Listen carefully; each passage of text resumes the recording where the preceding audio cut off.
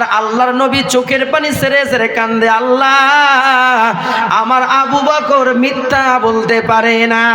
ও আল্লাহ, মেরাজের রাত্রে আমি মেরাজ করে আমি দুনিয়ার জমিনে এসেছিলাম, সর্বপ্রথম আবু বকর সত্যতার সার্টিফিকেট দিয়ে সিদ্দিক আকবর ডিগ্রি নিয়েছে। এই আবু বকর মিথ্যা বলতে পারে না। আবু বকর, আমি ৬-৭ মাস আগে তোকে বলেছিলাম মক্কায় আর থাকবো না, হয়তোবা মদিনায় হিজরত করতে পারি।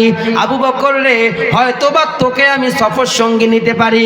সেই দিন থেকে আবু বকর বিছানার মধ্যে পিঠটা লাগায় নাই, দরজার মধ্যে দাঁড়ায়া দাঁড়ায়া ছিল। আমি গভীর রাত্রে গিয়ে আবু বকরের ঘরের দরজার মধ্যে গিয়ে নক করেছিলাম, আবু বকর। এই কথা বলার সাথে সাথে আবু বকর লাব্বাইক ওয়া সাদাইকা ইয়া রাসূলুল্লাহ, ওগো নবীজি আপনি আমাকে ডাক দিয়েছেন, আমি আপনার সামনে হাজির হয়ে গেছি। আমি আবু বকরকে প্রশ্ন করেছিলাম, আবু বকর এই গভীর রাতে ডাক দিতে তো আমার দেরি হয়ে গেছে, আবু বকর তুমি এত তাড়াতাড়ি দরজা খুললা, তুমি কি ঘুমাও নাই? হযরত আবু বকর চোখের পানি ছেড়ে দিয়েছে আর ডাক দিয়ে বলে, নবী গো, যেদিন থেকে আপনি বলেছিলেন ওই হিজরতের সাথী বানাইবেন আমি আবু বকরকে, সেদিন থেকে রাত্রিবেলা একটা সেকেন্ডের জন্য আমি ঘুমাই নাই, সারা রাত্র বিছানার মধ্যে দাঁড়াইয়াছিলাম, দরজার মধ্যে পিঠটা লাগাইয়াছিলাম, কোন সময় আপনি এসে আমাকে ডাক দিবেন। আল্লাহর নবী অবাক হয়ে যায়। হযরত আবু বকর ডাক দিয়ে কয়, নবী গো, আমি একাই শুধু জাগনা আছি, ব্যাপারটা এমন না, আমার আদরের মেয়ে আসমাও রাত্রিবেলা ঘুমায় না, আপনি নবীর জন্য নাস্তা বানায় অপেক্ষা করে, কোন সময় আপনি আমার বাড়িতে আসবেন, আমার এই অবুঝ মেয়েটা আপনাকে না খেয়ে যাইতে দিবে না।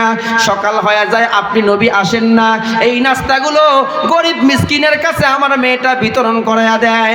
নবী আমার আরো অবাক হয়ে যায়। হযরত আবু বকর চোখের পানি ছেড়ে দিয়ে কান্দে, নবী আমার বাড়ির মধ্যে একটা উট আছে, খুঁটির গোড়ার মধ্যে বেঁধে রাখছি, এই উটটাও রাত্রিবেলা ঘুমায় না, আপনি নবীর অপেক্ষায় রাস্তার মধ্যে দাঁড়ায়া থাকে, আপনি নবীকে এক নজর দেখার জন্য। আজকে সেই আবু বকরের গালের মধ্যে ইহুদি থাপ্পড় মারার জন্য আসতেছে। জিবরাইল কান্দে, আল্লাহ আজকে ইহুদি যদি আবু বকরের গালের মধ্যে নাপাক হাত দিয়ে থাপ্পড় মারে, আপনার নবী বিচার করেছে, তবে নবী ভালো করে জানে আবু বকর নির্দোষ, আবু বকর সত্যবাদী, আপনার নবী সহ্য করতে পারবে না। ও আল্লাহ, আবু বকরকে হেফাজতের ব্যবস্থা করে দাও। আমার আল্লাহ তাআলা জিবরাইলকে ডাক দিয়ে বলে, জিবরাইল আর দেরি করবি না, তাড়াতাড়ি জমিনের মধ্যে চলে যাও, আমার বন্ধুর কানে খবর দাও, আমার বন্ধুকে বলে দাও বিচারের মোড়টা যেন ঘুরাইয়া দেয়। ও আল্লাহ, আবু বকর যদি সাক্ষী পেশ করতে না পারে, আপনার বন্ধু বিচারের মোড় ঘুরাইতে পারবে না।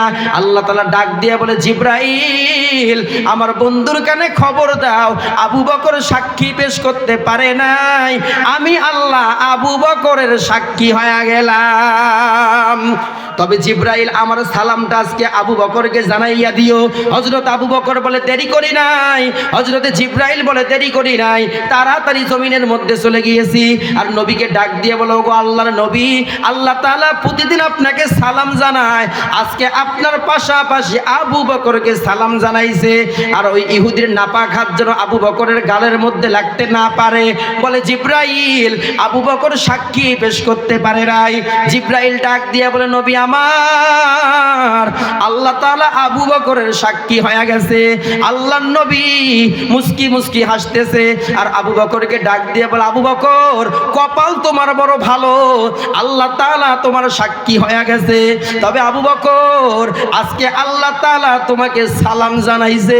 হযরত আবু বকর এই কথা শোনার পর আর নিজেকে কন্ট্রোল করতে পারে নাই, জমিনের মধ্যে বসে গিয়েছে, হাউমাউ করে কান্না করা শুরু করছে। নবীর কোমরটা নিজের বুকের সঙ্গে জড়ায়া ধরছে আর ডাক দিয়ে বলে, নবী আমার, আমি আবু বকর ছিলাম একটা জাহান্নামের আসামি।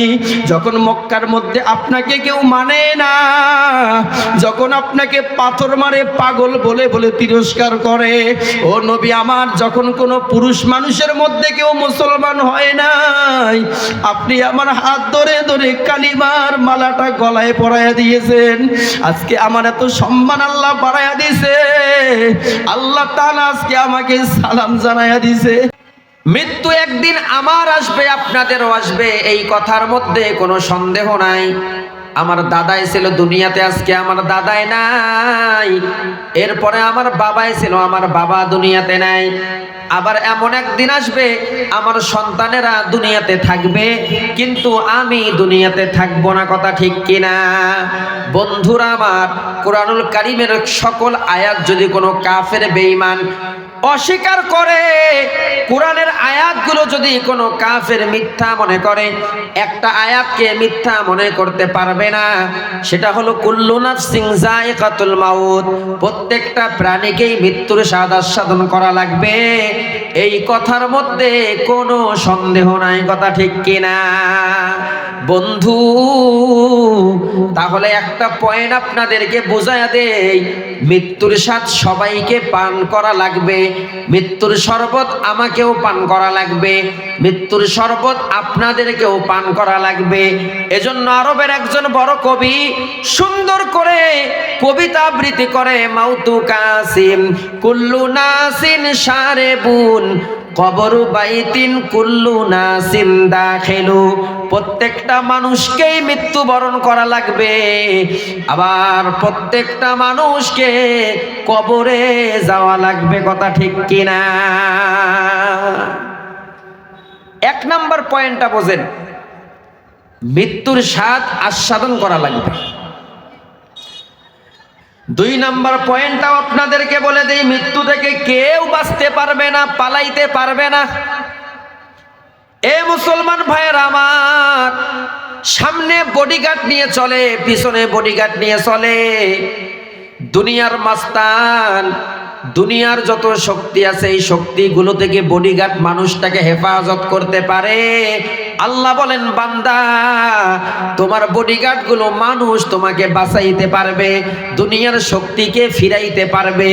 কিন্তু বন্ধু, আজরাইল যদি তোমার কাছে যায়, দুনিয়ার কোনো বডিগার্ড, দুনিয়ার কোনো ডাক্তার, দুনিয়ার কোনো ইনজেকশন, ট্যাবলেট, অ্যান্টিবায়োটিক, আইসিইউ বলেন, আর যত আধুনিক প্রযুক্তি এই দুনিয়ার জমিনে আছে, আজরাইল যদি এসেই যায়, দুনিয়ার কোনো বডিগার্ড আজরাইলের হাত থেকে আপনাকে বাঁচাইতে পারবে না। কথা ঠিক কিনা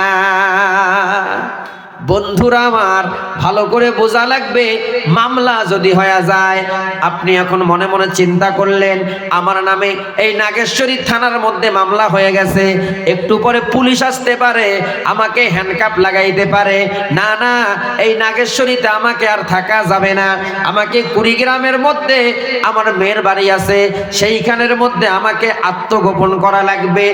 এ বন্ধু, মামলার ভয়ে কুড়িগ্রামের মধ্যে আত্মগোপন করতে পারবেন, পালায়া রংপুরের মধ্যে আত্মগোপন করতে পারবেন, ঢাকার মধ্যে গিয়েও আপনি আত্মগোপন করতে পারবেন।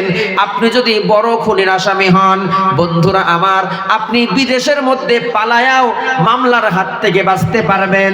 আল্লাহ বলেন, বান্দা মামলার ভয়ে, পুলিশের ভয়ে তুমি তোমাকে গোপন করতে পারো, পালাইতে পারো, কিন্তু আজরাইল যখন তোমাকে ধরার জন্য যাবে, বান্দা তুমি আজরাইলের হাত থেকে, মৃত্যুর হাত থেকে পালাইতে পারবা না। কথা ঠিক কিনা এ মুসলমান ভাইরা আমার? যতটুকু আলোচনা আপনাদের সামনে করেছিলাম, আপনারা বলেন তো, মৃত্যু থেকে কি পালানো সম্ভব? এই আওয়াজে মানি না, আরো জোরে বলতে হবে, পালানো কি সম্ভব? বন্ধুরা আমার, আপনার বাড়িতে পুলিশ আসছে আপনাকে ধরার জন্য, এমন সময় জোলেখা পাম্পের মধ্যে আপনার এক বন্ধু দাঁড়ায় আছে। এখন ওই জোলেখা পাম্পের বন্ধু মনে মনে চিন্তা করে, আমার বন্ধু আব্দুল্লাহর নামে তো নাগেশ্বরী থানার মধ্যে একটা মামলা আছে। এবার বন্ধু আব্দুল্লাহকে ফোন দিছে, আব্দুল্লাহ কোথায় তুমি? বলে আমি বাড়ির মধ্যে আছি। বলে আব্দুল্লাহ, যত তাড়াতাড়ি পারো বাড়ি থেকে পালায়া যাও, কারণ আমি জোলেখা পাম্পের মধ্যে দাঁড়ায়া দেখলাম পুলিশ তোমার বাড়ির দিকে কিন্তু ঢুকতেছে। এবার আব্দুল্লাহ মনে মনে চিন্তা করে, এই পুলিশ আমার বাড়িতে আসবে, এখন আমাকে পালাইতে হবে। যদি আমি সামনের গেট দিয়ে পালায়া যাই, তাহলে পুলিশের সঙ্গে আমার মোলাকাত হবে, দেখা হয়ে যাবে, এই পুলিশ আমাকে ছাড়বে না, আমার হাতের মধ্যে হ্যান্ডকাপ লাগাইতে পারে, কোমরের মধ্যে রশি বাঁধতে পারে, আমাকে বেঁধে নিয়ে নাগেশ্বরী থানার মধ্যে ঢুকাই যাইতে পারে, মান সম্মান থাকবে না। না না, সামনের গেট দিয়ে পালানো যাবে না। আব্দুল্লাহ মনে মনে চিন্তা করে, পিছনে আমার একটা গেট আছে, এই গেট দিয়ে আমি পালাইতে পারবো, তবে পুলিশের সঙ্গে আমার সাক্ষাৎ হবে না। আল্লাহ বলেন, বান্দা পুলিশের ভয়ে, মামলার ভয়ে পিছনের গেট দিয়ে বান্দা তুমি পালাইতে পারো। আজরাইল যখন তোমার কাছে যাবে, জানটা কবজ করার যখন তোমাকে ধাওয়া করবে, বান্দা তুমি পালাইতে পারবা না। কথা ঠিক কিনা কন? হুজুর আমি পালাইতে পারবো না, একটা দলিল দেন তো দেখি। আমার কথা নয়, আমার বাবার কথাও নয়, সরমনের পীর সাহেব হুজুরেরও কথা নয়, আল্লাহর কোনো ওলির কথা নয়। আমার আল্লাহ কুরআনুল কারীমের ভিতরে বলেন, আইনা মা তাকুনু ইউদরিকুমুল মাউতু ওয়ালাউ কুনতুম ফি বুরুজিম মুশাইয়াদা। আল্লাহ বলেন, বান্দা নির্দিষ্ট সময়ে তোমার কাছে আজরাইল চলে আসবে। ওয়ালিকুল্লি উম্মাতিন আজাল ফাইজা জা আজালুহুম লা ইস্তাখিরুনা সাআতাও ওয়া লা ইস্তাকদিমুন। সময় যখন চলে আসবে, এক সেকেন্ড আগেও আজরাইল তোর বাড়িতে যাবে না, এক সেকেন্ড পরেও তোর কাছে যাবে না। বান্দা নির্দিষ্ট সময় আজরাইল তোমার কাছে যাবে, কোনো বাহানা চলবে না, সেখানে কোনো ঘুষের কারবার চলবে না। বান্দা সময় হয়ে গেছে, আজরাইল তোমার থেকে জান খানদান করবে। আল্লাহ বলেন, ওয়ালাউ কুনতুম ফি বুরুজিম মুশাইয়াদা, বান্দা তুমি পালাইতে পারবা না। উপরের দিকে যদি পালায়া যাও, বড় টিলার উপর যদি পালাও, সেইখানেও আজরাইল গিয়ে তোমাকে ধাওয়া করবে। বান্দা জমিনের নিচে গর্ত করে যদি পালায়া যাও, সেইখানেও গিয়ে তোমাকে আজরাইল ধাওয়া করবে।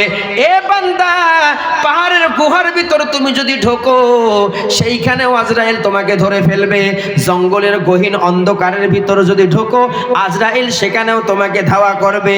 তার মানে মুসলমান ভাইয়েরা আমার, মৃত্যুর যখন সময় হয়ে যাবে, আজরাইল তোমার কাছে চলে আসবে, এক সেকেন্ড তোমাকে সময় দিবে না। কথা ঠিক কিনা বন্ধু? এইখানে একটা পয়েন্ট আপনাদেরকে বুঝাইয়া দেই, তাহলে আমরা বুঝতে পারলাম মৃত্যুর একটা নির্দিষ্ট সময় আছে না নাই। এই বন্ধুরা আমার দিকে মনোযোগী হন, তাহলে বলেন তো মৃত্যুর একটা সময় আছে না নাই? মৃত্যুর যখন সময় হবে, এক সেকেন্ড আগেও না, এক সেকেন্ড পরেও না, নির্দিষ্ট সময় আজরাইল তোমার কাছে আসবে। বন্ধুরা আমার, মাঝখানে আর একটা পয়েন্ট এখানে জোড়ায়া দেই, মৃত্যুর একটা জায়গাও নির্ধারণ করা আছে। যেই জায়গার মধ্যে আপনার মৃত্যুটা লেখা আছে, আপনাকে সেই জায়গায় যাওয়া লাগবে। যতক্ষণ পর্যন্ত ওই জায়গার মধ্যে আপনি যাবেন না, ততক্ষণ পর্যন্ত আপনার মৃত্যু হবে না। হুজুর গো, আমার মৃত্যু কোন জায়গায় লেখা আছে? আপনি একটু বলেন তো। জীবনে কোনোদিন ওই জায়গায় যাব না। এ মুসলমান, আল্লাহ বলেন, না না, এটা তা হবে না, কারণ জায়গাটা তোমাকে আমি আল্লাহ জানাই নাই, সময়টাও তোমাকে আমি আল্লাহ জানাই নাই। বান্দা, পাঁচটা জিনিস আমি আল্লাহ গোপন রাখছি, মানুষের জ্ঞানের মধ্যে দেই নাই। ইন্নাল্লাহা ইনদাহু ইলমুস সাআ, জমিনের মধ্যে কিয়ামত কবে সংগঠিত হবে মানুষ জানে, কিয়ামত হবে, তবে কবে হবে এইটা কোনো মানুষকে আল্লাহ জানায় নাই। কথা ঠিক কিনা? আল্লাহ বলেন, ওয়ায়ুনাজ্জিলুল গায়জ, জমিনের মধ্যে বৃষ্টি কবে বর্ষণ হবে এটা আমার ইলমের ভিতর আছে, মানুষকে আমি আল্লাহ তাআলা জানাই নাই। বন্ধুরা আমার, ওয়ায়ালামু মা ফিল আরহাম, পেটের সন্তান নম্র না ভদ্র, চোর না ডাকাত, খুনি নাকি আল্লাহর ওলি, এটা আল্লাহ জানে, দুনিয়ার কোনো মানুষ জানে না। কথা ঠিক কিনা? এই জন্য মাঝে মাঝে মা সন্তানকে রাগ করে বলে, সন্তান আমি যদি জানতাম তুই এই রকম হইতি, জন্মের সাথে সাথে তোর টুটি সিবি মারি ফেলাইতাম। বলে কি বলে না? তার মানে বন্ধুরা আমার, এই সন্তানটা কি হবে এইটা আমার আল্লাহ জানে। ওয়ামা তাদরি নাফসুম মাজা তাকসিবু গদা, কালকে আপনি কি উপার্জন করবেন, কি আপনি খাবেন, এইটা আমার আল্লাহ জানে, আপনাকে জানাই নাই। বাজার থেকে বাজার করছেন বেগুন, আলু আর মূলে, বাড়ির মধ্যে বিবিকে দিয়ে গেছেন, বিবি মূলার তরকারি রান্না করছে, রান্নার প্লেট সামনে দিছে, আপনি বাজার করছেন, রান্না দেখে মাথাটা গরম হয়ে গেছে, বিবি আমার তুই কোন খাবার আমার সামনে দিলি? মেজাজটা গরম হয়ে গেল। বিবি বলে, স্বামী গো, আপনি তো গরুর গোশত আনেন নাই, মুরগির গোশত আনেন নাই, মাছও আনেন নাই, যা আনছেন তাই আমি রান্না করেছি, খেয়ে নেন। এমন সময় নাগেশ্বরী বাজার থেকে বন্ধু মোবাইল করছে, আব্দুর রহমান কোথায়? বলে, আমি বাড়ির মধ্যে আছি। বলে, কি করো? বলে, তোর ভাবি মূলার তরকারি দিয়ে খাবার সামনে দিছে, মেজাজটা গরম হয়ে গেছে। পিছন দিক দিয়ে আপনার বন্ধু ডাক দিয়ে বলে, আব্দুর রহমান, তোর ভাবি তো ইলিশ মাছ রান্না করছে, নদীর ইলিশ মাছ, আয় আয় তাড়াতাড়ি আমার বাড়ির মধ্যে আয়। বন্ধুরা আমার, আপনি কি উপার্জন করলেন আর কি বাজার সদাই করলেন, আর বন্ধুর বাড়িতে গিয়ে আপনি ইলিশ মাছ দিয়ে খানা খাইলেন, এইটা আমার আল্লাহ জানে, দুনিয়ার কোনো মানুষকে জানাই নাই। কথা ঠিক কিনা? এই জন্য আপনারা বলেন, রেজেক যেখানে আছে সেইখানেই আপনি খাইতে পারবেন, তবে রেজেকটা কার বাড়িতে আছে এইটা আপনারা জানেন না। তার মানে আল্লাহ দুনিয়ার কোনো মানুষকে জানাই নাই এই মানুষটার রেজেক কোন জায়গায় আছে। কথা ঠিক কিনা? বিরক্ত হইছেন? আল্লাহ বলেন, ওয়ামা তাদরি নাফসুম বিআইয়ি আরদিন তামুত, বান্দা তোমার মৃত্যু হবে, কোন জায়গার মধ্যে মৃত্যু হবে এই জায়গাটা আমি আল্লাহ আমার ইলমের ভিতর রাখছি, তোমার ইলমের ভিতর ঢুকায়া দেই নাই। বান্দা, যেই জায়গার মধ্যে তোমার মৃত্যু হবে, যতক্ষণ পর্যন্ত এই জায়গার মধ্যে যাইবা না ততক্ষণ পর্যন্ত মৃত্যু তোমার হবে না। তার মানে বন্ধুরা আমার, তিরমিজি শরীফের মধ্যে আপনার আমার মায়ার নবী কত সুন্দর করে জায়গাটারও একটা বর্ণনা দিয়ে দিলেন। আল্লাহর নবী বলেন, ক্বালা রাসূলুল্লাহ সাল্লাল্লাহু আলাইহি ওয়াসাল্লাম, ইজা কাদাল্লাহু লিআবদিন আইয়ামুতা বিআরদিন জাআলা লাহু ইলাইহা হাজাতান, মানুষের মৃত্যু যেই জায়গার মধ্যে লেখা আছে ওই জায়গাটায় যাওয়ার জন্য মানুষের একটা প্রয়োজন আমার আল্লাহ তাআলা সৃষ্টি করে দেয়। আল্লাহু আকবার। যেই জায়গায় আপনার মৃত্যু হবে ওই জায়গায় যাওয়ার জন্য আপনার মাথাটা আল্লাহ তাআলা ওই দিকে আপনার প্রয়োজন করে দিবে, আপনি ওই দিকে যাবেন। মূলত আপনি হাজত সারতে যাবেন না মরার জন্য যাবেন? হ্যাঁ, কিন্তু যাই আজরাইলের হাতে পড়ে গেলেন, আজরাইল সামনে দাঁড়ায় গেছে, বান্দা আর থাকা যাবে না, চল আমার সাথে যাই। হায় হায়, আমি তো এইখানে হাজত সারার জন্য আছি, আজরাইলের সামনে কেন? আল্লাহ বলে, বান্দারে, যার মৃত্যু যেখানে নৌকা ভাড়া করে যাইবে সেখানে, আসলে তুমি ভাড়া করে আসছো হাজত সারার জন্য না, আসলে এই জায়গায় আসছো আজরাইলকে ধরা দেওয়ার জন্য। কথা ঠিক কিনা? বন্ধুরা আমার, আলোচনা যে করতেছি এই আলোচনাগুলো ভুলে গেলে চলবে না, এই আলোচনাগুলো বাড়িতে নেওয়া দরকার আছে না নাই? ইতিমধ্যে 4টা পয়েন্ট আপনাদের সামনে আমি আলোচনা করেছিলাম। 1 নাম্বার পয়েন্ট আপনাদেরকে বলেছিলাম, মৃত্যুর স্বাদ সবাইকে আস্বাদন করা লাগবে, আমাকেও মারা যাওয়া লাগবে, আপনাদেরকেও মারা যাওয়া লাগবে। 2 নাম্বার পয়েন্ট বলেছিলাম, মৃত্যু থেকে কেউ বাঁচতে পারবে না, মৃত্যু থেকে কেউ পালাইতে পারবে না। 3 নাম্বার বলেছিলাম, মৃত্যুর একটা সময় নির্ধারণ করা আছে, নির্দিষ্ট সময় আজরাইল তোমার সামনে আসবে। আর 4 নাম্বার পয়েন্টটা বলেছিলাম, মৃত্যুর একটা জায়গা নির্ধারণ করা আছে, যতক্ষণ পর্যন্ত মৃত্যুর জায়গা পর্যন্ত আপনি যাবেন না ততক্ষণ পর্যন্ত আপনার জান কবজ হবে না। কথা ঠিক কিনা? এই 4টা পয়েন্ট যে বললাম, বুঝছেন? বিরক্ত হয়ে গেছেন মনে হয়, শরীরে চলে না, কথায় কন না, চলবে কিছুক্ষণ? সারা রাত? আমরা সারা রাত ঘুমো? মাশাআল্লাহ। সুলাইমান আলাইহিস সালাতু ওয়াস সালামের একজন মন্ত্রী ছিল, তার একটা সুন্দর একটা সিংহাসন ছিল। কি ছিল? কথা বলেন। আরো ওয়াজ কাক কয় আজকে দেখাই দেব। ওয়াজ কাক কয় এটা এখনো তোমরা বোঝেন নাই, আজকে বুঝবেন। সুলাইমান নবীর একটা সিংহাসন ছিল। কি ছিল? সিংহাসন ছিল। তার একজন মন্ত্রী ছিল, বড় মন্ত্রী, যাকে সিনিয়র মন্ত্রী বলা হয়। কি মন্ত্রী বলা হয়? সিনিয়র মন্ত্রী বলা হয়। আর সুলাইমান নবীর কাছে মাঝে মাঝে মালাকুল মউত আজরাইল আসতো তার সঙ্গে একটু পরামর্শ করার জন্য। কিন্তু সুলাইমান আলাইহিস সালাম সেদিন তার ওই মন্ত্রীর সাথে একটা বিষয় নিয়ে গল্প করতেছেন। এমন সময় মালাকুল মউত আজরাইল হাজির হয়ে সালাম জানাইছে, ওগো নবী সুলাইমান, আল্লাহর সালাম গ্রহণ করুন, আমি আজরাইলের সালাম গ্রহণ করুন। বলে কি হয়েছে? বলে নবী সুলাইমান, আপনার সঙ্গে আমার একটু কথোপকথন আছে, গল্প আছে, পরামর্শ আছে। নবী সুলাইমান বসে যায়, আজরাইল আলাইহিস সালাম সুলাইমান নবীর কানের মধ্যে কি জানি বলে, আর আজরাইল তার কথার জবাব দিয়ে দেয়। এক পর্যায়ে সময় পার হয়ে যায়, এক পর্যায়ে আজরাইলকে বিদায় দেয়। কিন্তু আজরাইল বিদায়ের মুহূর্তে সুলাইমান নবীর ওই যে মন্ত্রীর কথা বলেছিলাম, ওই মন্ত্রীর দিকে একটু আর নজরে তাকাইছে, বাঁকা নজরে তাকাইছে। আজরাইলের বিদায়ের পর ওই মন্ত্রী সুলাইমান নবীকে ডাক দিয়ে বলে, নবী সুলাইমান, আজকে যেই লোকটা আপনার কাছে এসেছে, এই লোকটাকে জীবনে কোনোদিন আমি দেখি নাই। কোথায় তার বাড়ি, কোথায় তার ঘর, কি তার পরিচয়, আপনি একটু তার পরিচয়টা আমাকে দিয়ে দেন। নবী সুলাইমান ডাক দিয়ে বলছে, ও মন্ত্রী মহোদয়, তিনি তো সাধারণ দুনিয়ার কোনো মানুষ না, তিনি হলো মালাকুল মউত আজরাইল, আমার কাছে একটু পরামর্শ নেওয়ার জন্য আসছিল। এবার মন্ত্রী ডাক দিয়ে বলে, নবী সুলাইমান, ওই লোকটা কি আবার আপনার কাছে আসবে? বলে হ্যাঁ, আগামী কালকেও আমার কাছে আসবে।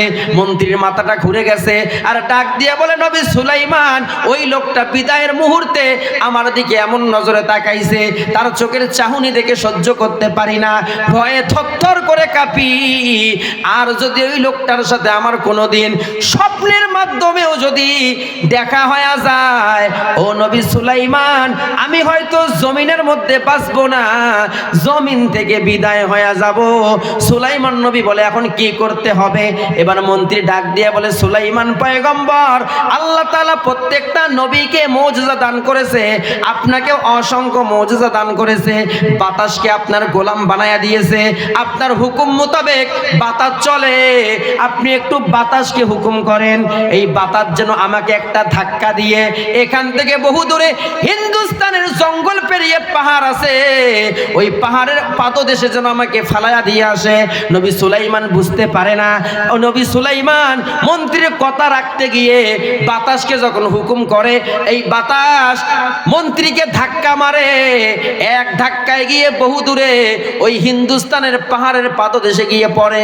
সময় পার হয়ে যায়, রাত্রি ঘনিয়ে সকাল হয়, সকাল পেরিয়ে দুপুর হয়ে যায়। সুলাইমান নবী সিংহাসনের মধ্যে বসে যায়। মালাকুল মউত আজরাইল সুলাইমান নবীর কাছে আসে, তার কাছে কিছু পরামর্শ নেওয়ার জন্য। কথোপকথন হয়ে যায়। বিদায়ের মুহূর্তে নবী সুলাইমান ডাক দিয়ে বলে, আজরাইল ভাই, একটা প্রশ্নের জবাব না দিয়ে আপনি যাবেন না। বলে কি প্রশ্ন বলো? বলে, ও আজরাইল, কালকে আমার সঙ্গে কথোপকথন হওয়ার পরে আপনার বিদায়ের মুহূর্তে আপনি কি আমার মন্ত্রীর দিকে আর নজরে তাকাইছেন নাকি? আজরাইল অট্ট হাসি দিয়েছে আর ডাক দিয়ে বলে, নবী সুলাইমান, আপনার মন্ত্রীকে আপনার রাজ দরবারে দেখে আমি তো অবাক হয়ে গেছি, আর অবাক দৃষ্টিতে তার দিকে তাকাইছি। বলে, অবাক হওয়ার কি আছে?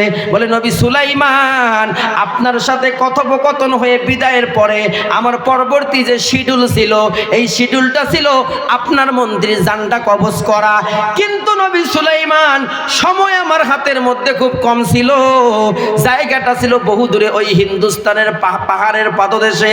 আমি অবাক হয়ে গেছিলাম, আপনার মন্ত্রী আপনার বাড়িতে নির্দিষ্ট সময় কি পাহাড়ের পাদদেশে তাকে আমি দেখতে পাবো, এইটা চিন্তা করে তার দিকে আমি তাকাইছি।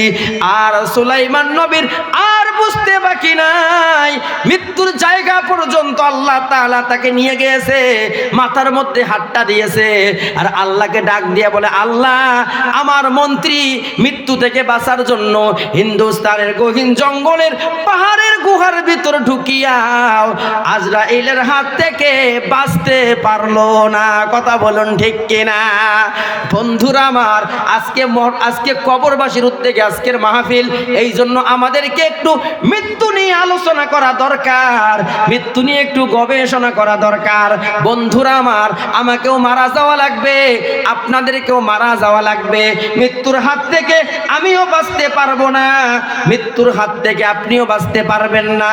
বন্ধুরা আমার, আপনি যদি মনে করেন মৃত্যু অনেক দূরে অনেক দূরে অনেক দূরে, আল্লাহ বলে না না, মৃত্যু তোমার কাছেই আছে, সময়ের অপেক্ষায় আছে। সময় যখন হয়ে যাবে সাথে সাথে জান খানদান হয়ে যাবে, কথা ঠিক কিনা? মৃত্যুর একটা আক্রমণ আছে। কি আছে? আক্রমণ আছে। এই আক্রমণ থেকে কেউ বাঁচতে পারবে না। এই পৃথিবীর শুরু মানুষ হযরত আদম আলাইহিস সালাম মৃত্যুর আক্রমণ থেকে বাঁচতে পারে নাই। আল্লাহ তাআলা আদম আলাইহিস সালামকে বলছো, পয়গম্বর আদম, উমরুকা আলফা সানা, তোমাকে আমি 1000 বছর হায়াত দান করেছিলাম। 1000 বছর যেদিন অতিক্রম হয়, আজরাইল এসে আদম আলাইহিস সালামের সামনে দাঁড়ায়, জানটা খানদান করে নিয়ে যায়। তার মানে আপনার হায়াত হলো 30 বছর, 40 বছর, 50 বছর, বেশি যদি হয় 80 বছর। আর আদম নবীকে আল্লাহ তাআলা 1000 বছর হায়াত দেয়। হায়াত যখন শেষ হয়ে যায়, আল্লাহ তাআলা আজরাইলের মাধ্যমে আদম নবীর জানটা কবজ করে, কথা ঠিক কিনা? কয় হাজার বছর আপনি হায়াত পাবেন? কোন বাঁচতে পারবেন না, কেউ পারে নাই, আপনিও পারবেন না।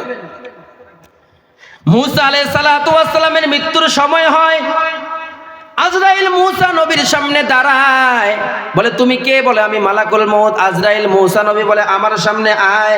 আজরাইল মুসা নবীর সামনে যায়, বলে কেন আসছো? বলে জান খানদান করার জন্য আসছি।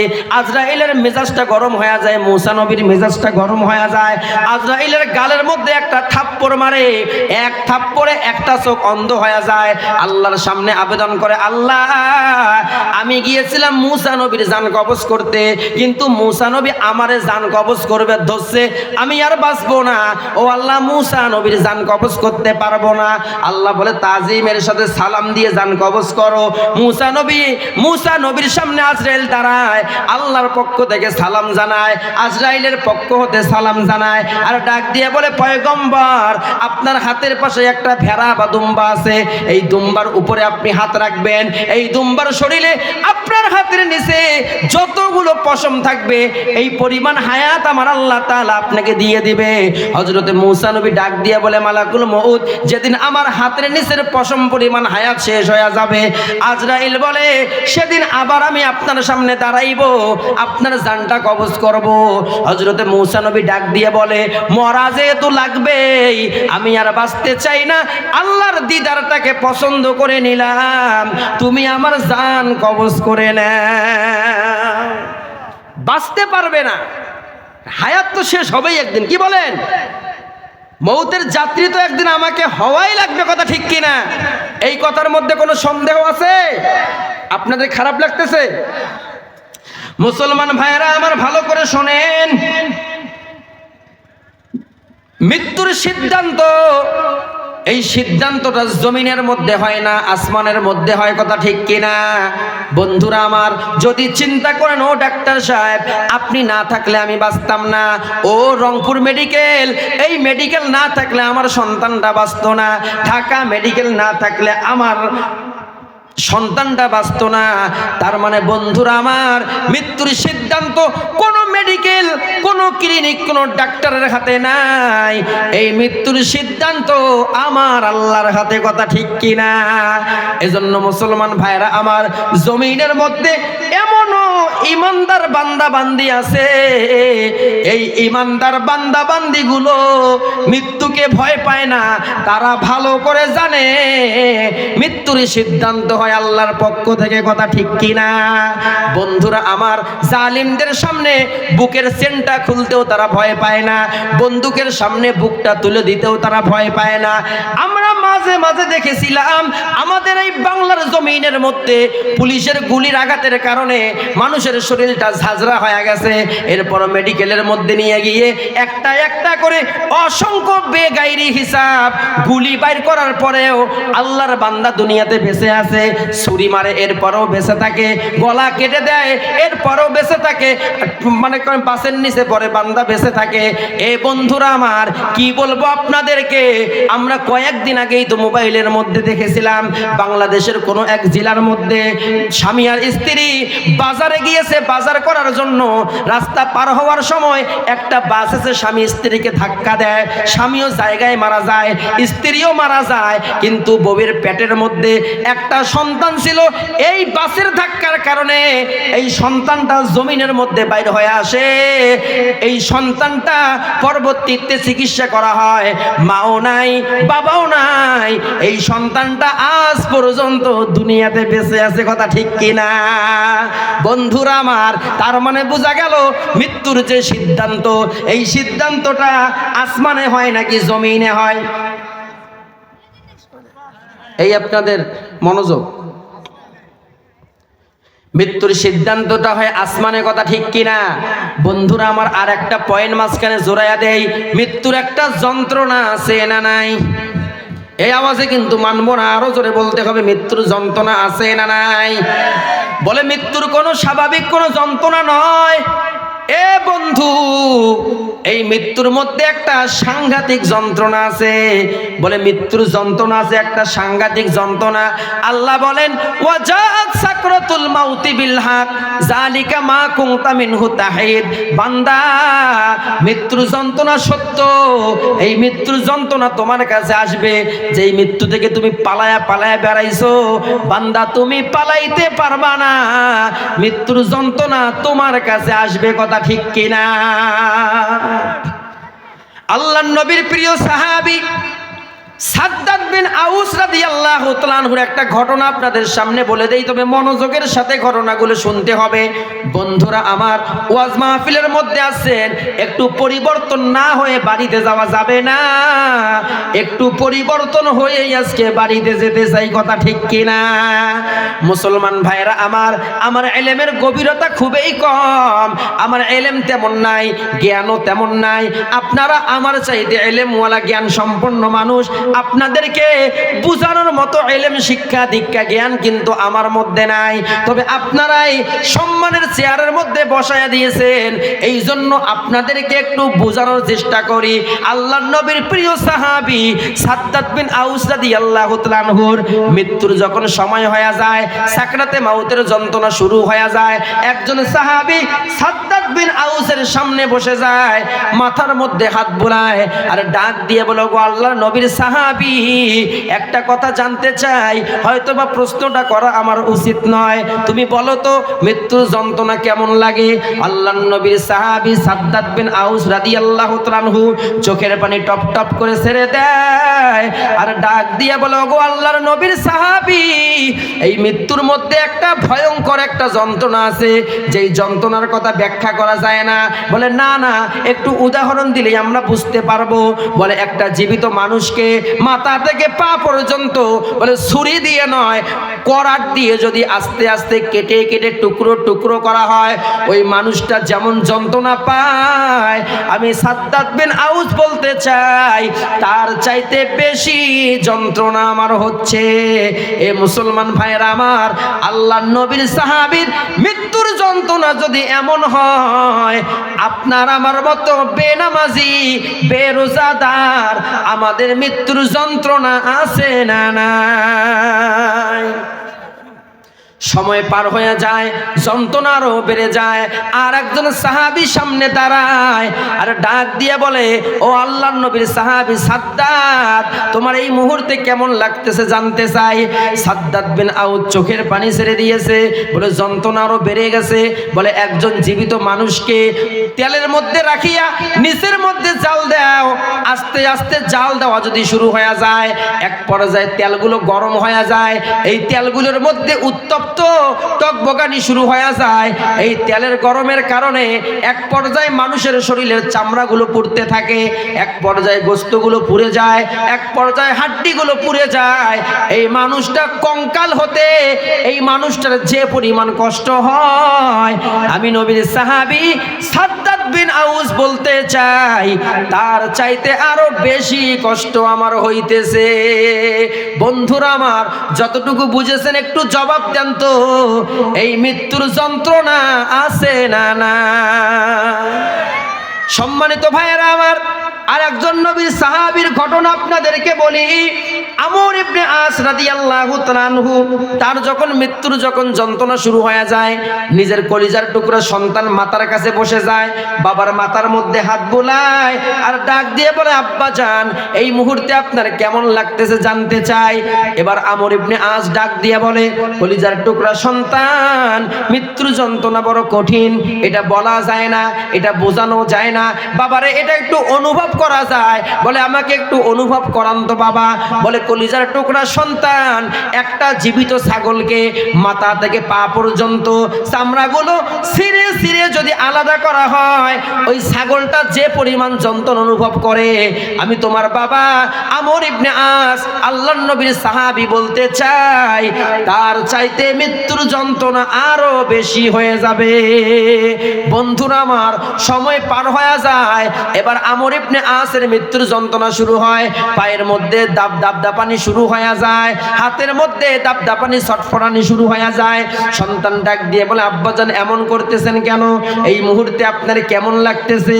আমর ইবনে আস ডাক দিয়ে বলে, কলিজার টুকরা সন্তান, আমার তো মনে হচ্ছে আমার পেটের মধ্যে অনেকগুলো কাটা রয়েছে। কে জানি আমার মুখের ভিতর, গলার ভিতর দিয়ে হাত ঢুকাইয়া একটা একটা করে কাটা বাইর করলে আমি যেমন কষ্ট অনুভব করতাম, তার চাইতে বেশি কষ্ট আমার হইতেছে।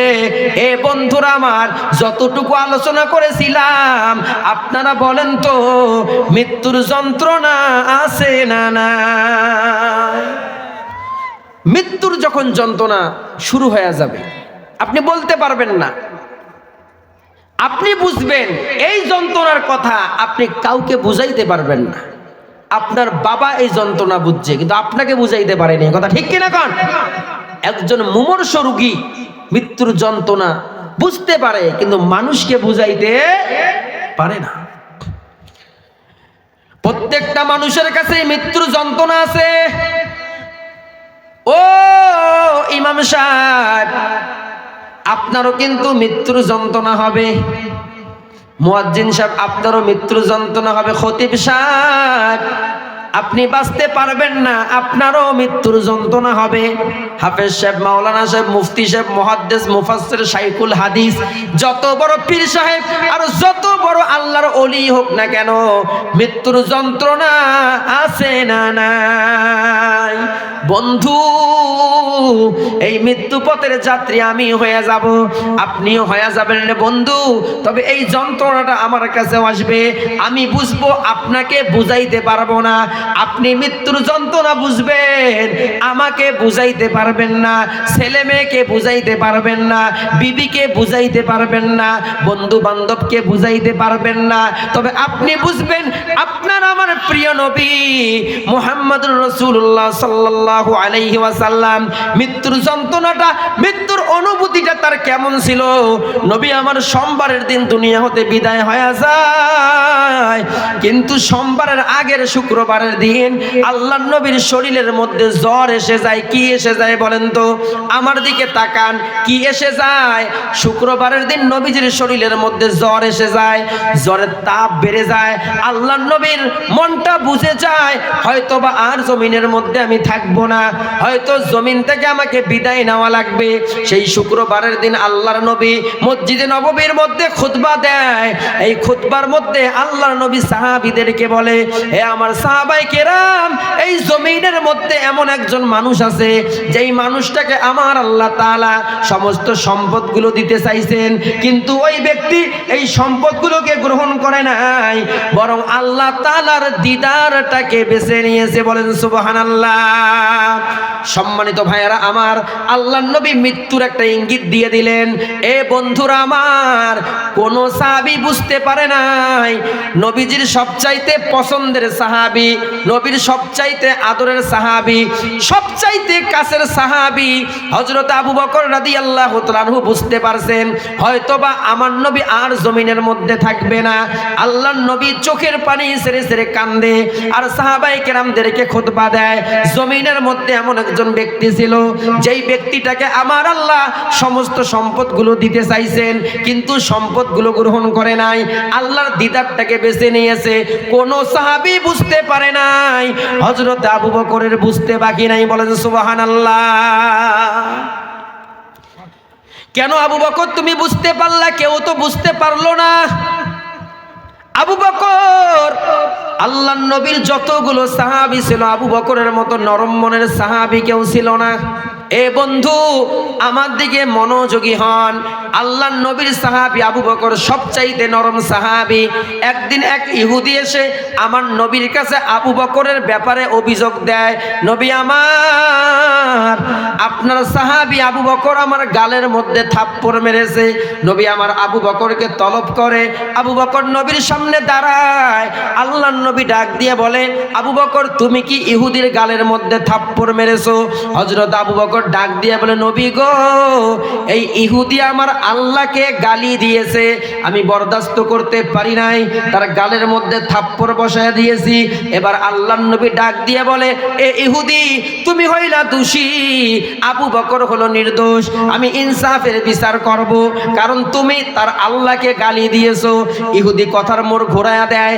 ইহুদি ডাক দিয়ে কয়, নবী গো, আমি কসম করে বললাম আবু বকরের আল্লাহকে আমি গালি দেই নাই। আমার নবী ডাক দিয়ে বলে, আবু বকর, ভয় পাওয়ার কিছুই নাই, আমি নবী ইনসাফের বিচার করব। এ আবু বকর, এই ইহুদি যেহেতু কসম করেছে তোমার আল্লাহকে গালি দেয় নাই, এখন তোমাকে সাক্ষী পেশ করতে হবে এই ইহুদি যে তোমার আল্লাহকে গালি দিয়েছে। হযরত আবু বকর ডাক দিয়ে বলে, নবী গো, সাক্ষী পেশ করার মতো আমার কাছে কোনো সাক্ষী নাই, আমি সাক্ষী পেশ করতে পারবো না। কারণ যখন এই ইহুদি আমার আল্লাহকে গালি দিয়েছে তখন আমি একাই ছিলাম, দুনিয়ার কোনো মানুষ ছিল না। আল্লাহর নবী ডাক দিয়ে বলে, আবু বকর, আমি নবী ইনসাফের বিচার করব। এ ইহুদি ভাই, আবু বকর এখন দোষী হয়ে গেছে, যেহেতু আবু বকর সাক্ষী পেশ করতে পারে নাই, আমি তোমাকে বলে দিলাম বিচারটা এমন হবে, আবু বকর তোমার গালে যেমন করে থাপ্পড় মেরেছে, তুমিও আবু বকরের গালে তেমন করে থাপ্পড় মেরে দাও। ইহুদি মনে মনে চিন্তা করে, এই আবু বকরকে কত মারতে চাই, কিন্তু আবু বকরকে মারতে পারি না। আজকে সুযোগ পাইছি, এই সুযোগ আর হাতছাড়া করব না। ইহুদি আবু বকরকে থাপ্পড় দেওয়ার জন্য সামনের দিকে আগায়, আর আল্লাহর নবী চোখের পানি ছেড়ে ছেড়ে কান্দে, আল্লাহ, আমার আবু বকর মিথ্যা বলতে পারে না। ও আল্লাহ, মেরাজের রাত্রে আমি মেরাজ করে আমি দুনিয়ার জমিনে এসেছিলাম, সর্বপ্রথম আবু বকর সত্যতার সার্টিফিকেট দিয়ে সিদ্দিক আকবর ডিগ্রি নিয়েছে, এই আবু বকর মিথ্যা বলতে পারে না। আবু বকর, আমি ৬-৭ মাস আগে তোকে বলেছিলাম মক্কায় আর থাকবো না, হয়তোবা মদিনায় হিজরত করতে পারি। আবু বকর রে, হয়তোবা তোকে আমি সফর সঙ্গী নিতে পারি। সেই দিন থেকে আবু বকর বিছানার মধ্যে পিঠটা লাগায় নাই, দরজার মধ্যে দাঁড়ায়া দাঁড়ায়া ছিল। আমি গভীর রাত্রে গিয়ে আবু বকরের ঘরের দরজার মধ্যে গিয়ে নক করেছিলাম, আবু বকর। এই কথা বলার সাথে সাথে আবু বকর লাব্বাইক ওয়া সাদাইকা ইয়া রাসূলুল্লাহ, ওগো নবীজি, আপনি আমাকে ডাক দিয়েছেন, আমি আপনার সামনে হাজির হয়ে গেছি। আমি আবু বকরকে প্রশ্ন করেছিলাম, আবু বকর, এই গভীর রাতে ডাক দিতে তো আমার দেরি হয়ে গেছে, আবু বকর তুমি এত তাড়াতাড়ি দরজা খুললা, তুমি কি ঘুমাও নাই? হযরত আবু বকর চোখের পানি ছেড়ে দিয়েছে আর ডাক দিয়ে বলে, নবী গো, যেদিন থেকে আপনি বলেছিলেন ওই হিজরতের সাথী বানাইবেন আমি আবু বকরকে, সেদিন থেকে রাত্রিবেলা একটা সেকেন্ডের জন্য আমি ঘুমাই নাই, সারা রাত্র বিছানার মধ্যে দাঁড়াইয়াছিলাম, দরজার মধ্যে পিঠটা লাগাইয়াছিলাম, কোন সময় আপনি এসে আমাকে ডাক দিবেন। আল্লাহর নবী অবাক হয়ে যায়। হযরত আবু বকর ডাক দিয়ে কয়, নবী গো, আমি একাই শুধু জাগনা আছি, ব্যাপারটা এমন না, আমার আদরের মেয়ে আসমাও রাত্রিবেলা ঘুমায় না, আপনি নবীর জন্য নাস্তা বানায় অপেক্ষা করে, কোন সময় আপনি আমার বাড়িতে আসবেন, আমার এই অবুঝ মেয়েটা আপনাকে না খেয়ে যাইতে দিবে না। সকাল হয়ে যায়, আপনি নবী আসেন না, এই নাস্তাগুলো গরিব মিসকিনের কাছে আমার মেয়েটা বিতরণ করায়া দেয়। নবী আমার আরো অবাক হয়ে যায়। হযরত আবু বকর চোখের পানি ছেড়ে দিয়ে কান্দে, নবী আমার বাড়ির মধ্যে একটা উট আছে, খুঁটির গোড়ার মধ্যে বেঁধে রাখছি, এই উটটাও রাত্রিবেলা ঘুমায় না, আপনি নবীর অপেক্ষায় রাস্তার মধ্যে মধ্যে দাঁড়ায়া থাকে আপনি নবীকে এক নজর দেখার জন্য। আজকে সেই আবু বকরের গালের মধ্যে ইহুদি থাপ্পড় মারার জন্য আসতেছে। জিবরাইল কান্দে, আল্লাহ আজকে ইহুদি যদি আবু বকরের গালের মধ্যে নাপাক হাত দিয়ে থাপ্পড় মারে, আপনার নবী বিচার করেছে, তবে নবী ভালো করে জানে আবু বকর নির্দোষ, আবু বকর সত্যবাদী, আপনার নবী সহ্য করতে পারবে না। ও আল্লাহ, আবু বকরকে হেফাজতের ব্যবস্থা করে দাও। আমার আল্লাহ তাআলা জিবরাইলকে ডাক দিয়ে বলে, জিবরাইল আর দেরি করবি না, তাড়াতাড়ি জমিনের মধ্যে চলে যাও, আমার বন্ধুর কানে খবর দাও, আমার বন্ধুকে বলে দাও বিচারের মোড়টা যেন ঘুরাইয়া দেয়। ও আল্লাহ, আবু বকর যদি সাক্ষী পেশ করতে না পারে, আপনার বন্ধু বিচারের মোড় ঘুরাইতে পারবে না। আল্লাহ তাআলা ডাক দিয়ে বলে, জিবরাইল আমার বন্ধুর কানে খবর দাও, আবু বকর সাক্ষী পেশ করতে পারে নাই, আমি আল্লাহ আবু বকরের সাক্ষী হয়ে গেলাম। তবে জিবরাইল আমার সালামটা আজকে আবু বকরকে জানাইয়া দিও। হযরত আবু বকর বলে, দেরি করি নাই। হযরতে জিবরাইল বলে, দেরি করি নাই, তাড়াতাড়ি জমিনের মধ্যে চলে গিয়েছি। আর নবীকে ডাক দিয়ে বলো, গো আল্লাহর নবী, আল্লাহ তাআলা প্রতিদিন আপনাকে সালাম জানায়, আজকে আপনার পাশাপাশি আবু বকরকে সালাম জানাইছে। আর ওই ইহুদির নাপাক হাত যেন আবু বকরের গালের মধ্যে লাগতে না পারে। বলে, জিবরাইল আবু বকর সাক্ষী পেশ করতে পারে নাই। জিবরাইল ডাক দিয়ে বলে, নবী আমার, আল্লাহ তাআলা আবু বকরের সাক্ষী হয়ে গেছে। আল্লাহর নবী মুস্কি মুস্কি হাসতেছে। আর আবু বকরকে ডাক দিয়ে বলে, আবু বকর কপাল তোমার বড় ভালো, আল্লাহ তাআলা তোমার সাক্ষী হয়ে গেছে। তবে আবু বকর আজকে আল্লাহ তাআলা তোমাকে সালাম জানাইছে। হযরত আবু বকর এই কথা শোনার পর আর নিজেকে কন্ট্রোল করতে পারে নাই, জমিনের মধ্যে বসে গিয়েছে, হাউমাউ করে কান্না করা শুরু করছে। নবীর কোমরটা নিজের বুকের সঙ্গে জড়ায়া ধরছে আর ডাক দিয়ে বলে, নবী আমার, আমি আবু বকর ছিলাম একটা জাহান্নামের আসামি। যখন মক্কার মধ্যে আপনাকে কেউ মানে না, যখন আপনাকে পাথর মারে, পাগল বলে বলে তিরস্কার করে, ও নবী আমার, যখন কোনো পুরুষ মানুষের মধ্যে কেউ মুসলমান হয় নাই, আপনি আমার হাত ধরে ধরে কালিমার মালাটা গলায় পরাইয়া দিয়েছেন। আজকে আমার এত সম্মান আল্লাহ বাড়াইয়া দিয়েছে, আল্লাহ তাআলা আজকে আমাকে সালাম জানাইয়া দিয়েছে। এই আবু বকর বুঝতে পারছে আল্লাহর নবী হয়তো আর জমিনের মধ্যে থাকবে না। এই পৃথিবীর মধ্যে এমন একজনই ব্যক্তি আছে, যেই ব্যক্তিটাকে আল্লাহ তাআলা সমস্ত সম্পদ দিতে চেয়েছেন, কিন্তু তিনি আল্লাহর দিদারটাকে বেছে নিয়েছেন। তিনি আর কেউ নয়, তিনি হলো মুহাম্মদুর রাসূলুল্লাহ। আসর পর্যন্ত আবু বকরের সাথে নবীর সাথে সাথে বেড়ায়। আসরের আজান হয়, মসজিদে নববীর মধ্যে বেলাল আজান দিয়ে দেয়। আল্লাহর নবীর হাত ধরে ধরে মসজিদের মধ্যে আসে। ওই শুক্রবারের দিন আসরের নামাজের ইমামতিও করেছিলেন আমার নবী। মাগরিব পর্যন্ত মসজিদের মধ্যেই অবস্থান করে। মাগরিবের নামাজ হয়ে যায়, আল্লাহর নবী সেদিন মাগরিবের নামাজের ইমামতি করে। কিন্তু বন্ধুরা আমার, মাগরিবের নামাজের পর আল্লাহর নবীর শরীরের জ্বর এত পরিমাণ বেড়ে যায়, আল্লাহর নবী মাথা চক্কর খাইয়া জমিনের মধ্যে পড়ে যায়। দুইজন সাহাবী নবীকে ঘাড়ের মধ্যে ভর দিয়ে হুজরা খানার দিকে নিয়ে যায়। এ মুসলমান ভাইরা আমার, আম্মাজান আয়েশা সিদ্দিকাকে সালাম জানায়া দেয়। আম্মাজান আয়েশা দরজা খুলে দেয়, আল্লাহর নবীকে ঘরের ভিতর নিয়ে যায়। কিন্তু আল্লাহর নবীর শরীরের মধ্যে এত পরিমাণ জ্বরের তাপ বেড়ে যায়, মাঝে মাঝে নবী আমার অজ্ঞান হয়ে যায়। এদিক দিয়ে অজ্ঞান হয়, আবার জ্ঞান ফিরে আসে, আবার জ্ঞান হারায় যায়, আবার নবীর জ্ঞান ফিরে আসে। এদিক দিয়ে হযরতে বেলাল এশার আজান মসজিদে নববীর মধ্যে দিয়ে দেয়। এদিক দিয়ে আল্লাহর নবীর জ্ঞান ফিরে আসে। আম্মা জান আয়েশাকে ডাক দিয়ে বলে, আয়েশা সময় কত বলো। আম্মা জান আয়েশা ডাক দিয়ে বলে, নবী আমার, মসজিদে নববীর মধ্যে বেলাল আজান দিয়ে দিছে, আপনার সাহাবীরা আপনার জন্য অপেক্ষা করতেছে, আপনি নামাজ নামাজে যাবেন, ইমামতি করবেন, আপনার ইমামতিতে সাহাবায়ে কেরাম নামাজ আদায় করবে। আল্লাহর নবী বলেন, আয়েশা রে একটু উজুর পানি দাও। আম্মা জান আয়েশা উজুর পানি নবীর কাছে দেয়। নবী আমার উজুটা করে, উজু করে দাঁড়াইতে চাই মসজিদের দিকে যাওয়ার জন্য, কিন্তু আল্লাহর নবীর শরীরের মধ্যে এত পরিমাণ জ্বরের তাপ বেড়ে যায়, আল্লাহর নবী সহ্য করতে পারে না, মাথা চক্কর খাইয়া জমিনের মধ্যে পড়ে যায়, বসতেও আর শক্তি পায় না, দাঁড়ানোরও আর শক্তি পায় না। আল্লাহর নবীর আর বুঝতে বাকি নাই, আমি আর জমিনের মধ্যে থাকতে পারবো না, আর আমি ইমামতিও করতে পারবো না। আম্মা জান আয়েশা হাউমাউ করে কান্দে। আল্লাহর নবী ডাক দিয়ে বলে, আয়েশা রে মসজিদে নববীর মধ্যে একটা চিঠি পৌঁছাইয়া দাও, আমার প্রিয় সাহাবী হযরতে আবু বকরকে নামাজের মেহরাবের মধ্যে দাঁড় করাইয়া দাও। হযরতে আবু বকরের কাছে চিঠি চলে যায় বেলালের হাতে। এই বেলাল আবু বকরকে ডাক দিয়ে বলে, আবু বকর হুজরাখানা থেকে চিঠি আছে, আল্লাহর নবীর মেহরাবের মধ্যে আপনাকে ইমামতি করতে বলেছে। হযরত আবু বকর চিঠি পাইয়া হাউমাউ করে কান্দে। আবু বকরের বুঝতে বাকি নাই, আজকে নামাজের ইমামতিতে আমি যদি দাঁড়াই, আর কোনোদিন নবী নামাজের ইমামতি করবে না।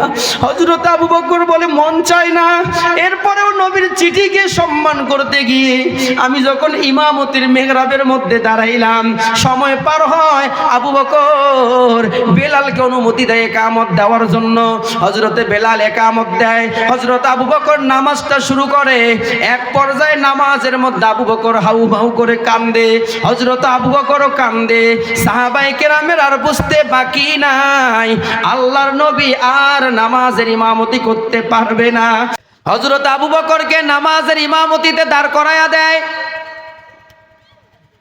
হযরত আবু বকর নামাজের ইমামতির মধ্যে সূরা তেলাওয়াত করে আর হাউমাউ করে কান্দে, কারণ আবু বকরের আর বুঝতে বাকি নাই, আমি হয়তো আর জমিন, আমার নবী আর জমিনে থাকবে না, আর কোনোদিন ইমামতিও করতে পারবে না।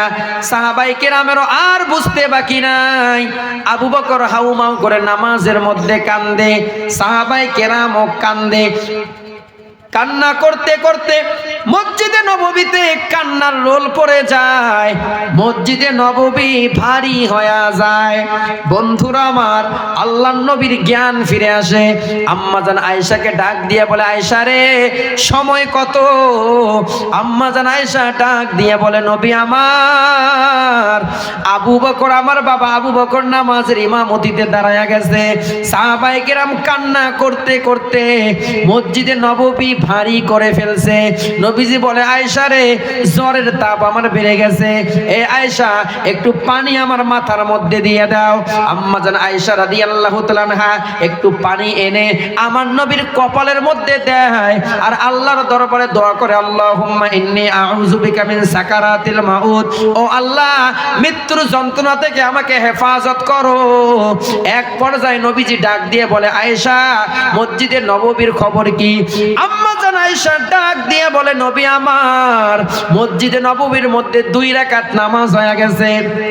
নবী আমার কান্না শুরু করে দেয় আর ডাক দিয়ে বলেন, আয়েশা রে আর আমি মসজিদে নববীর দৃশ্য দেখবো কিনা আমি জানি না, এ আয়েশা মসজিদে নববী বরাবর একটা জানলা আছে, এই জানলাটা একটু খুলে দাও। আম্মা জান আয়েশা রাদিয়াল্লাহু তাআলা আনহা মসজিদে নববী বরাবর জানলাটা খুলে দেয়। আল্লাহর নবী মসজিদের দিকে তাকাইয়া হাউমাউ করে কান্না শুরু করে দেয়।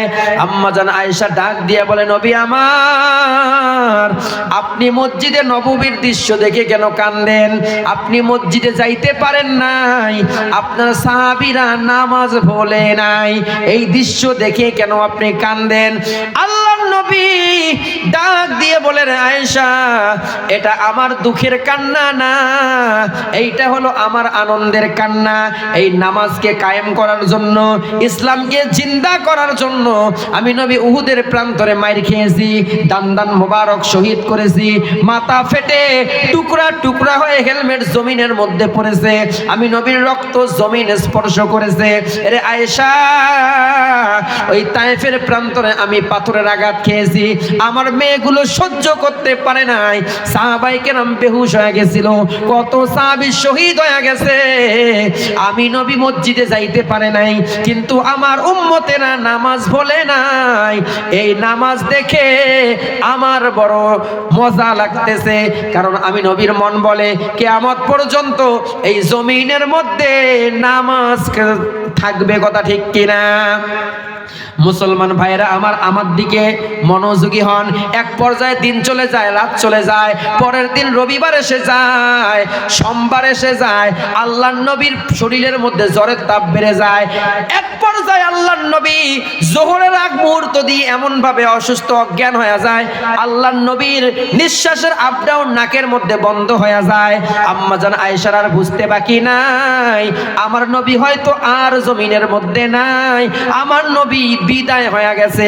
মসজিদে নববীর মধ্যে চিঠি পৌঁছায়া দিয়েছে, আমার নবী দুনিয়া হতে বিদায় হয়ে গেছে। একজন করে সাহাবী অজ্ঞান হয়ে জমিনের মধ্যে পড়ে যায়, হযরতে ওমর তরবারি নিয়ে দৌড় শুরু করছে। কে বলে আমার নবী দুনিয়াতে নাই, যে বলবে আমার নবী দুনিয়াতে নাই তার গর্দানটা রাখবো না, গর্দানটা তার ফালায়া দিব। হযরতে আবু বকর রাদিয়াল্লাহু তাআলা আনহু নিজেই অসুস্থ হয়ে যায়, কিন্তু হযরতে ওমরকে সান্ত্বনা বাণী দেয় আর ডাক দিয়ে বলে, ওমর তুমি শান্ত হয়ে যাও। হযরতে আবু বকর যতই তাকে সান্ত্বনা দেয় ততই ওমর গরম হয়ে যায়। হযরতে আবু বকর চিন্তা করে এই ওমর কার নাতে কার গলা ফালায়া দেয়। হযরতে আবু বকর একটু হিকমত অবলম্বন করে, মসজিদে নববীর মেম্বারের মধ্যে দাঁড়াইয়া হযরতে আবু বকর খুতবা পাঠ করে আর সাহাবায়ে কেরামদেরকে শান্ত হতে বলে, কিন্তু হযরতে ওমর শান্ত হয় না। হযরতে ওমর বলে, আবু বকর মেম্বারের মধ্যে দাঁড়াইয়া আল্লাহর কোরআনের আয়াত তেলাওয়াত করে, ওয়ামা মুহাম্মাদুন ইল্লা রাসূল কদ খালাত মিন ক্বাবলিহির রাসূল আফা ইম্মা তাও কুতিলান কলাবতুম আলা আকাবিকুম। হযরত ওমর বলে, আবু বকর আয়াত যখন তেলাওয়াত করে আমার মনে হয় এই আয়াতের পুরা তাসিরটা আমার উপরে লেগে যায়। যে ওমর ছিলাম গরম, আয়াত পড়া মাত্র আমার হাত থেকে তরবারিটা জমিনের মধ্যে পড়ে গেল, আমি ওমর নরম হয়ে গেলাম, আমিও জমিনের মধ্যে বসে গেলাম, শান্ত হয়ে গেলাম। হযরত আবু বকর আমার হাতটা ধরে আমার চোখের পানি মোছায়া দেয় আর আমাকে সান্ত্বনার বাণী শোনায়া দেয়। বেশি দেরি করি নাই, দৌড় দিয়ে হুজরা খানার মধ্যে চলে গিয়েছি। হুজরা খানার মধ্যে যায় দেখি আল্লাহর নবীকে চাদর দিয়ে ঢেকে রাখছে, আম্মা জান আয়েশা সিদ্দিকা রাদিয়াল্লাহু তাআলা আনহা ঘিরে ধরে আছে। বন্ধুরা আমার, এই দৃশ্য দেখে হযরত আবু বকর নিজেকে আর কন্ট্রোল করতে পারে নাই, অজ্ঞান হয়ে জমিনের মধ্যে পড়ে গেছে। হযরত ওমর বলে, নিজেকে শক্ত রাখলাম, কারণ আবু বকর অজ্ঞান হয়ে জমিনের মধ্যে পড়ে গেছে, আমাকে অজ্ঞান হওয়া যাবে না। হযরত ওমর বলে, নবীজির মুখের চাদরটা সরাইলাম, আমি তাকায়া দেখি আল্লাহর নবীর চেহারাটা পূর্ণিমার চাঁদের মতো দেখা যায়, পুরা বডিটা হলুদ হয়ে গেছে। হযরত ওমর ডাক দিয়ে বলে, আমি আর দেরি করি নাই, নিজেকে কন্ট্রোল করতে পারি নাই, নবীজির ঠোঁটের মধ্যে নিজের ঠোঁটটা ঢোকায়া দিয়েছি আর হাউমাউ করে কান্না শুরু করে দেয় আর ডাক দিয়ে বলে, গো আল্লাহর নবী, আপনি যদি দুনিয়া হতে বিদায় হয়ে যান, আবু বকরকে কে সামলাইবে, বেলালকে কে সামলাইবে, আর মসজিদে নববীতে বেলাল আজান দিবে না, আপনি যদি মরে যান বেলাল মদিনায় থাকবে না, আপনার প্রিয় সাহাবীরা কেউ মদিনায় থাকবে না, হাসান হুসেনকে কে সামলাইবে। হযরত ওমর বলে, এই কথা বলার পর দেখি আল্লাহর নবীর চোখ দিয়ে টপ টপ করে পানি পড়তেছে। হযরত ওমরের আর বুঝতে বাকি নেই নবী এখনো মরে নাই। হযরত ওমর বলে, নিজের মুখটা উঠাইলাম, দেখি আল্লাহর নবীর জবানটা কাঁপতেছে, আমার কানটা নবীর জবান মোবারকের মধ্যে দিয়েছি, আমি তাকায়া দেখি আল্লাহর নবী চোখের পানি ছেড়ে কান্না করে আর জবান দিয়ে বাইর হইছে, আসসালাত আসসালাত আসসালাত ওয়া মা মালাকাত আইমানুকুম, আমার উম্মতেরা নামাজ নামাজ নামাজ, এই নামাজ তোমরা ছাড়িও না, কথা ঠিক কিনা? বন্ধুরা আমার খুব সংক্ষেপ করে গুছায় নিয়ে আসি। আল্লাহর নবী অসুস্থ আরো বেড়ে যায়। এক পর্যায়ে আল্লাহর নবী বলেন, আইনা ফাতেমা, ফাতেমা কোথায়? ফাতেমা নবীর সামনে চলে আসে। এ বন্ধুরা আমার, আবু বকর ওমর নবীকে ঘিরে ধরে আছে। নবীজি সবার সাথে কথা বলতেছে। এমন সময় দরজার মধ্যে কে জানি দাঁড়ায় নক করছে। এমন সময় নবী বলে, ফাতেমা ঘরের দরজা খুলে দাও। মা ফাতেমা তো জোহরা দরজা খুলে দেয়। আল্লাহর নবী বলেন, ফাতেমা দরজার পাশে কে আছে? বলে, বাবা গো, আমার বাড়িতে আমার জন্মের পর থেকে যত মানুষ আসছে প্রত্যেকটা মানুষকে আমি চিনি, কিন্তু আজকে যিনি আমার দরজার সামনে দাঁড়াইছে এই মানুষকে কোনোদিন আমি দেখি নাই। আল্লাহর নবীর আর বুঝতে বাকি নাই, ইনি দুনিয়ার কোনো সাধারণ কোনো মানুষ না, তিনি হলো মালাকুল মউত আজরাইল। আম্মাজান ফাতেমা তুজ জোহরা রাদিয়াল্লাহু তাআলা নাকে ডাক দিয়ে বলে, আরে ফাতেমা, তিনি মালাকুল মউত আজরাইল, দরজাটা খুলে দাও, আহলান সাহলান তাকে ভিতরে আসতে দাও, কিছুক্ষণের মধ্যে তুমি ফাতেমা এতিম হয়ে যাইবা। মা ফাতেমা তো জোহরা হাউমাউ করে কান্দে, আব্বা জান, আপনাকে ছাড়া আমার রাত্র কাটে না, আপনাকে ছাড়া আমার দিন কাটে না, আপনাকে ছাড়া আমি থাকতে পারবো না। নবী ডাক দিয়ে বলে, রে ফাতেমা, তুমি কান্না করিও না, চিন্তাও করিও না, এই দুনিয়াতে আমার বিদায়ের পরে সর্বপ্রথম তোমার সঙ্গে আমার দিদার হয়ে যাবে। মা ফাতেমা তো জোহরা ডাক দিয়ে বলে, আব্বা জান, আমি মানতে পারবো না, তাও কতদিন পরে আপনার সাথে আমার দিদার হবে? আমার নবী ডাক দিয়ে বলে, রে ফাতেমা, 6 মাসের মাথায় তোমার সঙ্গে আমার দিদার হয়ে যাবে, তার মানে তোমারও মরণ হয়ে যাবে। কথা ঠিক কিনা? বন্ধুরা আমার, আজরাইল পারমিশন চায়, আল্লাহর নবী পারমিশন দিয়ে দেয়। আজরাইল ভিতরে প্রবেশ করে, নবীজির মাথার কাছে তাজিমের সাথে বসার অনুমতি চায়। আল্লাহর নবী বসার অনুমতি দেয়। আজরাইল ডাক দিয়ে বলে, ওগো আল্লাহর নবী, আল্লাহ তাআলা আপনাকে পছন্দ করেছেন, আপনাকে চিঠি পাঠাইছেন যাওয়ার জন্য, তবে আপনি যদি জমিনের মধ্যে আরো কিছুদিন থাকতে চান, আল্লাহ তাআলা সেই পারমিশন আপনাকে দিয়ে দিয়েছে। আল্লাহর নবী বলে, না না, আল্লাহর চিঠি ফেরাইয়া দিব না, আমি জমিন থেকে বিদায় হয়ে যাব, তবে আমি জিব্রাইলের সঙ্গে একটু মোলাকাত করব। হযরতে জিব্রাইল কোথায় আছে? বলে, প্রথম আসমানে জিব্রাইল আপনার জন্য অপেক্ষা করতেছে, বলে জমিনের দিকে নামতে বলো। হযরতে জিব্রাইল নবীর কাছে আসে। আল্লাহর নবী চোখের পানি ছেড়ে হাউমাউ করে কান্দে, আর ডাক দিয়ে বলে, জিব্রাইল, আমি নবী বিদায় হয়ে যাব, তবে ও ভাই জিব্রাইল, আমি নবী জানতে চাই আমার বিদায়ের পরে আমার গুনাহগার উম্মতের কি হবে, কে তাদেরকে দেখবে? আল্লাহ তাআলা বলেন, হাবিবুল্লাহ, আপনার বিদায়ের পরে আপনার প্রত্যেকটা উম্মতের দেখাশোনার দায়িত্ব আমি আল্লাহ কুদরতি হাতে তুলে নিলাম। বলেন সুবহানাল্লাহ। বন্ধুরা আমার, একদম শেষের দিকে এসে গেছি। হযরতে আজরাইল তাজিমের সাথে আমার নবীর বক্ষ মুবারকের মধ্যে হাতটা লাগায়। আমার নবী ডাক দিয়ে বলে, আজরাইল, তুমি কি উহুদ পাহাড় আমার বুকের মধ্যে চাপ দিছো নাকি? বলে, না না, আমি তো তাজিমের সাথে আপনার বুকের উপর হাতটা রেখেছি। হযরতে নবীজি ডাক দিয়ে বলে, আজরাইল, আমার বুকের উপর হাত রেখেছো তাজিমের সাথে, তোমার হাতের এত পরিমাণ ওজন আমি নবী সহ্য করতে পারি না। এরে আজরাইল, আমি জানতে চাই আমার গুনাহগার উম্মতের কি হবে? এ বন্ধুরা আমার, এই পয়েন্টটা বলে আলোচনাটা শেষ হয়ে যাবে। হযরতে আজরাইল ডাক দিয়ে বলে, নবী আমার, আপনার উম্মতের মৃত্যুটা 3 ধরনের হবে। কয় ধরনের হবে?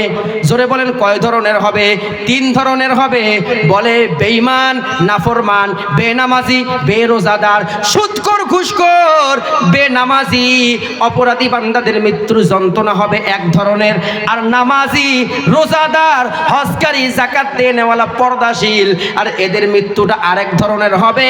আর জমিনের জন্য, ইসলামের জন্য, আল্লাহর দ্বীনের জন্য যারা জীবন দিয়ে যারা শহীদ হয়ে যায়, এদের মৃত্যুটা আরেক ধরনের হবে। আপনারা বলেন তো, মৃত্যুর যন্ত্রণা মূলত কয় ধরনের? এই আওয়াজে মানি না, আরো জোরে বলতে হবে, কয় ধরনের?